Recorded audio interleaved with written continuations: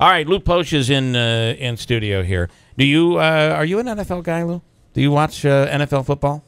On occasion, but I have an objection. I have to make it. All right. You charged the No Hospital Downtown with having only one candidate. I did. Wait a minute. That's not true. Wait a minute. I'm admitting that I did. Well, yes. wait a minute. Let me finish. Okay. If you take a good look at me, I'm the size of at least two. Where's the rim shot when you need it? I'm doing too many things over here. Come on. Oh, come on. I have to say one thing, Lou, and I've known you for a long time, and you are not someone that I would ever see that would be considered somebody who would do something fraudulent, period. I see you as an honorable person that really is in this for one reason, whether it's the hospital downtown or not, but you're in it for one reason, because you really do care about the community. Yes, I do. Yeah. I got a parody for you. Lou Poccia's on the line. Okay. Here's Jim Zecca. Excuse me, Jeff. Yeah. Singing is not your forte. Lou, you're going to be a hoot in the Common Council meetings if you get elected. Here's Jim Zecca. And, Jim, you were very offended because you felt that they were saying that you were the fraud. You were the one who collected the fraudulent signatures. Good morning, everyone, and congratulations, Lou, for the big win yesterday, and the team. It was a team effort, and Linda Patata did an excellent job putting the case together for the court. So Linda Patata was your attorney? Yes, Linda was my attorney. Got it. Okay. All right, Jim, go ahead. Yes, I'm very disturbed with the whole process, and, Jim Brock had brought it up, the situation where did this all come from? It came from a complaint filed by the candidate's husband, basically. And so that is true that the person who filed was the council person or candidate's husband. Yes. Okay. That is correct. All right. McNeil. And she's the Pezzanella, right? The daughter of, which they've done an amazing job at Ocean Blue. They really have done an incredible job over there with that landmark building. Okay, but go ahead. Yeah. Well, but what's really disturbing is the file that was the complaint that was originally filed, and that was the fact that the signatures were in question. My question is, how did Mr. McNeil find out that any signatures were even questionable? Because those are not on. That's not public information. The only thing that's public information is the list that's given to us by the Board of Elections that lists all of the residents that are registered voters that we used. We used the list from the Board of Elections with the addresses of those individuals.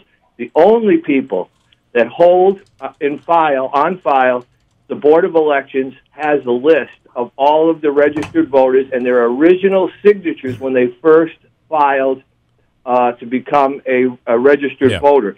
Some of those folks, especially upper aged individuals, have had their signature on file for a number of years. So signatures change. Yeah. What are you implying then? Are you implying that the Board of Elections colluded against your party and your candidate?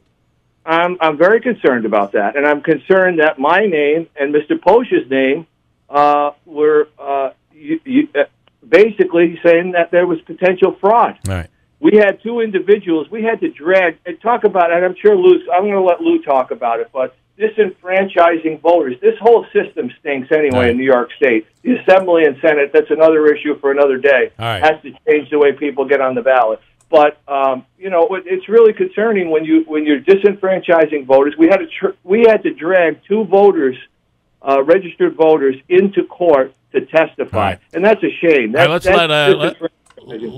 Jim, I appreciate you piping in and waiting for so long to come on the air. I appreciate it. Thanks. No problem. Okay. But congratulations again, Lou. Great job, team, for getting Lou back on the ballot again in the No Hospital Downtown. So, Lou, do you think this? Jim Brock had implied that he felt that this was a larger attack on the No Hospital Downtown group. Don't you feel though that if you're a candidate, the last thing you want is for your opponent to be on another line? That's just not helpful when you're running for an election. Well, it's helpful for me. It's certainly, you're Republican, you're on the conservative line, the reform line, and now a fourth line no hospital downtown on the ballot. So my question for you is, don't you think this was just a husband who wanted to make sure that his wife's opponent didn't have yet another line on the ballot? Look, Travis McNeil, who filed the complaint, didn't have the moral courage to face me in court. He didn't show up.